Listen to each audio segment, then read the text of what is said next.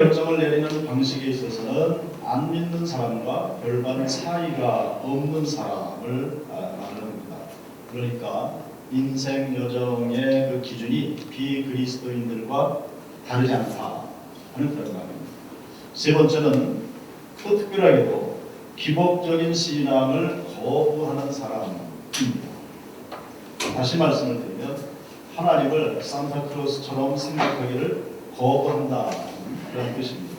이것 달라 저것 달라 이거 해달라 저거 해달라 하는 이러한 신앙을 갖지 않은 사람의 특징을 가져다는 겁니다. 네 번째는 자신의 도덕적인 기준이 성경 말씀보다는 보편적인 사회 기준에 기초한 사람을 말한다. 자, 이 네 가지 조건을 갖춘 사람을 기능론적인 무신론자다 이렇게 분류를 할 수 있다는 것인데요. 이 기능적 무신론자라는 말을 누가 먼저 쓰기 시작했는지는 사실은 알 수는 없습니다. 그런데 이 말을 듣게 되면 좀 무서워지는 거라는 겁니다. 왜 그렇습니까? 혹시 우리의 모습이 반영된 것은 아닌가? 네 가지 조건 중에 한두 개라도 혹시 여기에 나의 모습이 수사되어 있는 것은 아닌가 하는 그런 생각이죠.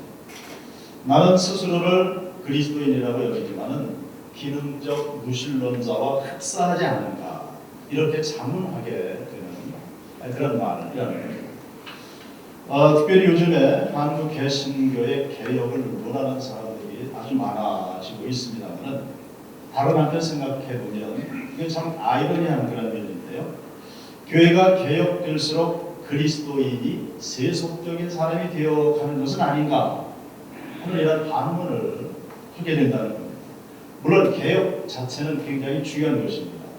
그렇지만 기독교 신앙의 어떤 잘못된 부분들, 가지고 있는 불필요한 것들, 미신적인 것들, 과장된 것들, 때로는 오버하는 이런 모든 것들, 우리가 소위 거품이라고 얘기하죠. 이런 것 등등, 이런 것들을 제거하고 나면 혹시 한국 기독교 안에 남는 게 별로 없으면 어떻게 하는가 하는 이런 거. 우리 신앙의 어떤 거품, 과장, 미신적인 요소들을 제거하고 나면 한국 기독교 안에 남는 게 무엇일까? 이런 염려를 하는 사람들이 있다는 거예요. 우리는 그러므로 점점 세속적인 사람을 닮아가고 있는 것이 아닌가 이런 생각을 하게 되죠. 저는 제주에서 목회를 하고 있습니다. 제주 사람이 총회장직을 감당하다 보니까 보통 그렇습니다. 월요일 날 육지에 나오게 되면 제주에서는 육지가 나거든요. 육지에 오게 되면 거의 주말에 기도를 하게 되는데 그 서울에서의 한 주간의 시간이 목사이기 이전에 어떤 기능인의 역할을 하는 것이 아닌가 착각될 때가 있습니다. 해외로 나와서 목회지를 떠나서 육지에 머물고 있기 때문에 그렇습니다. 평신도 함께하는 새벽기도나 설교, 신방을 하지 못합니다. 그리고 바쁘게 이런저런 사물을 보고 다니다 보니까 그런 생각이 드는 겁니다. 지난 월요일에도 경북지방에서 열리는 모에 참석했다가 저녁 늦게 KTX를 타고 서울역에 도착을 했는데 지하철을 타기 위해서 이동을 하는 중이었습니다. 그런데 서울역 앞 그 밖에 노래배역에서 아마 여러분들 보신 분이 계실지 모르겠는데 거기 보면 여러 사람들이 포진해 있습니다. 근데 그쪽에서 거룩한 성 찬양 소리가 들렸습니다. 너무 기분이 좋았습니다. 자연스레 발걸음이 그쪽으로 옮겨져서 그 찬양이 끝나기까지 그 자리에 서서 바라볼 수 있었습니다. 물론 그 자리 보면 쭉 옆으로 모든 이단과 사이비들이 질비하게 함께 포진되어 있습니다. 그럼에도 불구하고 그 세속적인 모습들에도 불구하고 분장이 오가는 자동차의 물결이나 바삐 오가는 사람들의 발걸음, 거대한 네온의 휘황찬란함, 그 소음 가득한 서울역 앞에서 찬양을 들을 수 있었다는 게 제게는 아주 은혜가 됐습니다. 언젠가 캐나다에 사시는 분의 이야기를 들었습니다.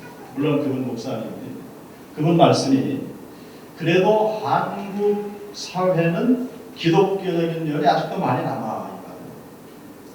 길에서 도방전도 하는 사람도 볼 수 있고, 그리고 아직 구흥회를 한다는 그런 프랑카드도 볼 수 있고요.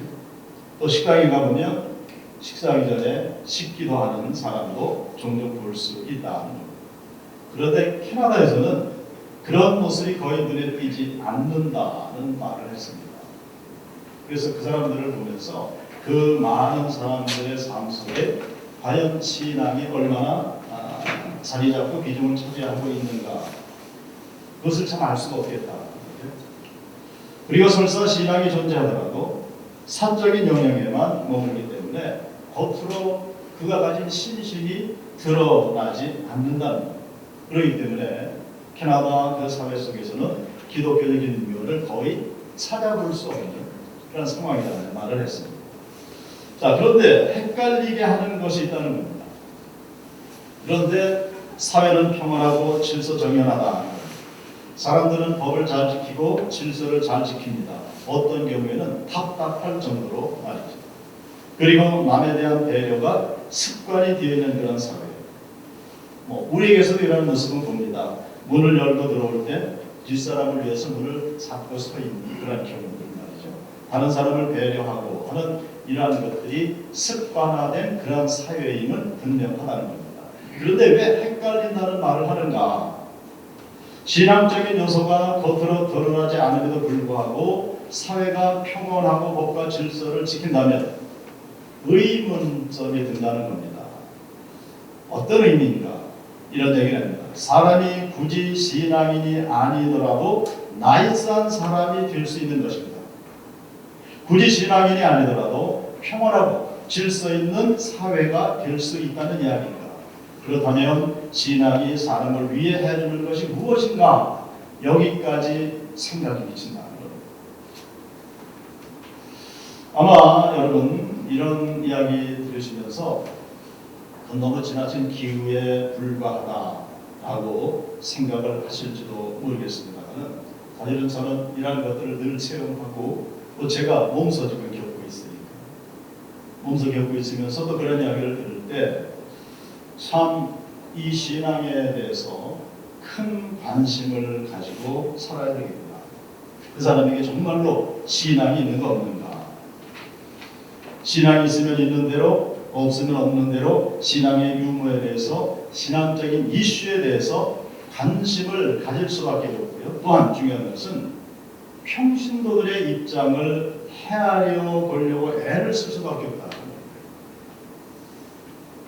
저는 세상 사람들 하는 말로 직업상으로도 하나님을 찾아야 되지만은 평신도들은 평소에 그들의 삶에 묻혀서 살다 보면 일주일에 한 번 주일 예배 참석하는 것 외에는 그들의 삶이 지극히 세속적이고 현실적일 수밖에 없다는 것입니다.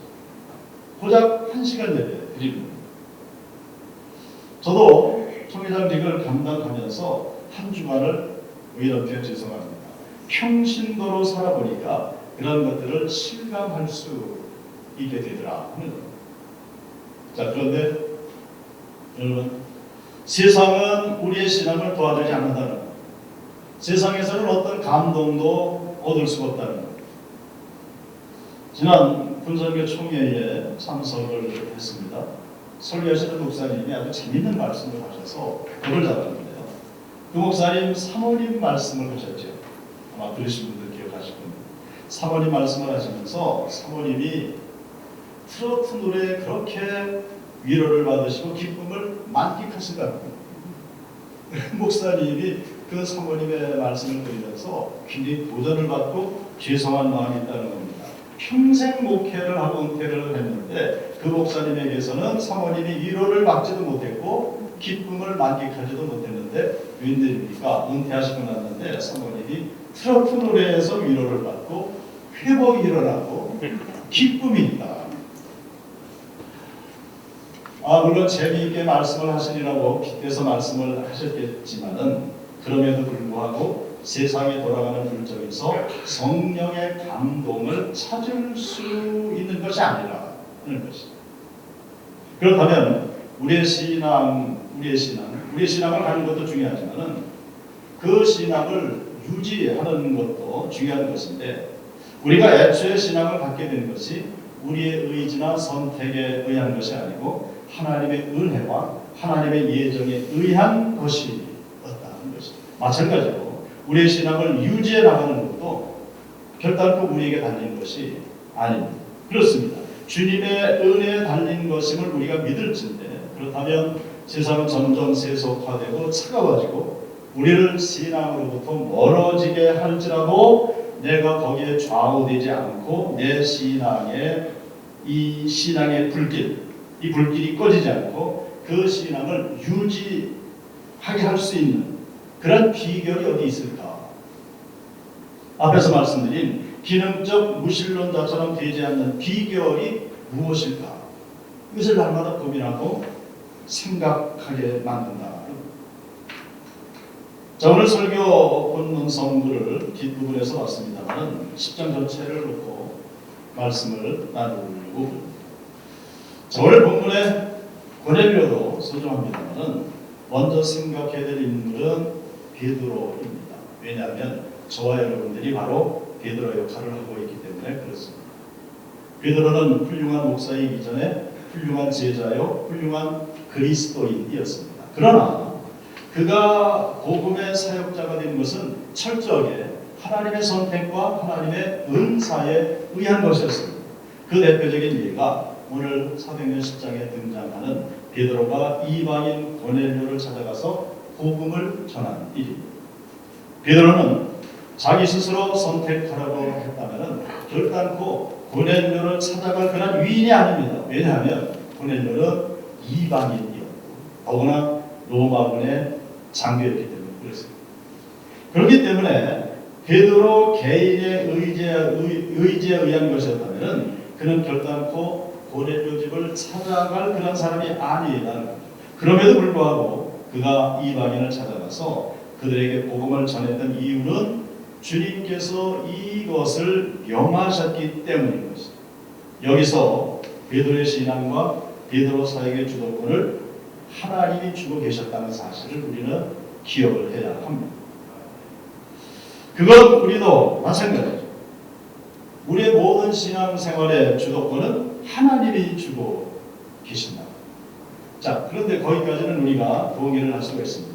그런데 관건은 그렇다고 베드로가 낮잠을 자고 있는데 하나님께서 이 베드로에게 이 앞에 전대문을 열어주신 것은 아니다라는 것입니다. 베드로는 베드로대로 충실히 해야 될 그런 일이 있었습니다. 그것이 무엇인가? 사도행전 10장 말씀을 보면 그것은 기도하는 일이었습니다. 기도하는 일. 그러므로 오늘 본문에 나타나는 베드로 경험의 몇 가지 특징을 짚을 수가 있는데 첫째는 이게 놀라운 사실입니다. 그의 기도는 일상적인 기도 생활이었다는 그런 사실입니다. 여러분, 그리스도인이 일상적으로 습관처럼 버릇처럼 해야 될 많은 일들이 있습니다. 예를 들면 구제하는 일은 일상적으로 하는 일입니다. 섬기는 일도 마찬가지고요. 남을 사랑하는 일도 마찬가지고 복음을 증거하는 일도 일상적인 일이 되어야 합니다. 결단도 특별한 일이 아니라 그런데 기도하는 일도 거기에 들어간다. 베드로의 입장에서 보면 기도하는 일, 그 일이 그에게는 인생에 있어서 아주 중요한 한 부분이었기 때문에 그는 어디를 가든지 어디를 처했든지 습관대로 평소 하던 대로 하나님 앞에 기도를 했다는 겁니다. 그 와중에 하나님께서 은혜를 주셨다. 자, 두 번째로는 하나님의 역사는 복음 지향적으로 나타난다는, 그 말은 베드로로 하여금 돈줄 맞는 쪽으로 나타나지 않아, 소원 성취하는 쪽으로도 나타나지 않아, 예수 그리스도의 복음을 전하는 쪽으로 하나님의 역사가 나타났다. 세 번째는 하나님을 경험하고 싶다면 복음 지향적인 목적을 쫓아야 된다. 예수 그리스도의 복음이 증거되는 곳에 하나님의 능력이 나타나는 줄로 믿습니다. 네. 예수의 복음을 전하지 않으면 성령이 필요 없는 것입니다. 그렇기 때문에 예수님을 믿지도 않고 예수님을 전하지도 않는 곳에는 성령의 역사가 나타나지 않습니다. 베드로가 경험한 하나님은 베드로로 하여금 본인도 예수를 믿고 남들이 예수님을 믿도록 돕게 하기 위하여 나타나셨음을 우리는 늘 기억을 해야 됩니다. 그런데 우리의 큰 실수 중에 하나는 무엇입니까? 성령의 역사를, 그 성령님의 역할을 우리 인생의 카운셀러 정도로 늘 생각한다. 카운셀러. 물론 카운셀러도 되어주시지만은 영어 한번 하겠습니다. The greatest thing God has ever done.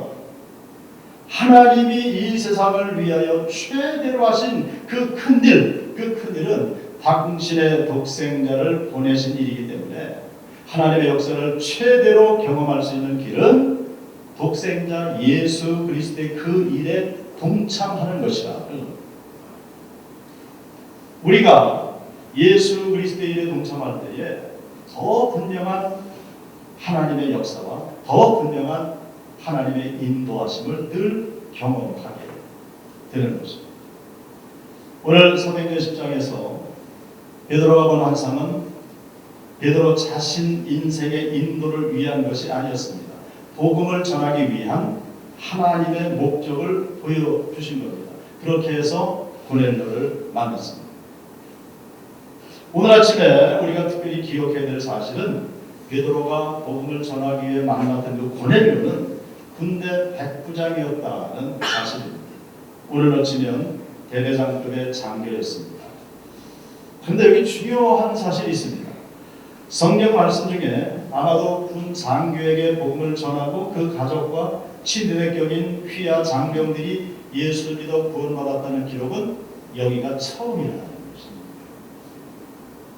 군 복음화 사역, 이 사역은 평신도나 목회자나 누구나 구별이 없습니다. 우리 모두가 이 사역을 온전히 감당하기 위해서 일상적인 기도가 필요하고요.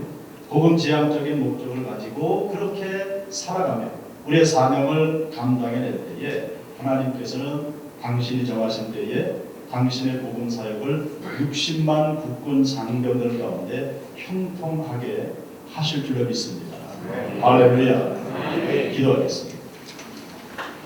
살아계신 아버지 하나님, 우리 대한민국을 사랑하시고 60만 국군 장병을 특별히 사랑하시는 줄로 믿습니다. 그래서 한국기독교 군선교 연합회를 창설케 하시고 여기 이르기까지 모든 사명을 감당케 하시는 줄로 믿습니다. 오늘 본문에 등장했던 베드로처럼 늘 기도가 일상적인 것이 되게 하시고 복음 제향적인 삶을 살아가는 우리 모두가 되게 하여 주시옵소서.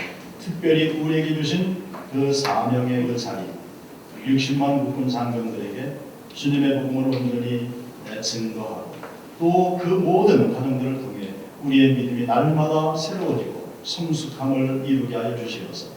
기능적 그리스도인에서 탈피해서 무신론자가 아니라 온전히 주님 앞에 영광 돌리는 우리로 하여금 한국교회가 새롭게 세워지는 귀한 역사를 허락하여 주시옵소서.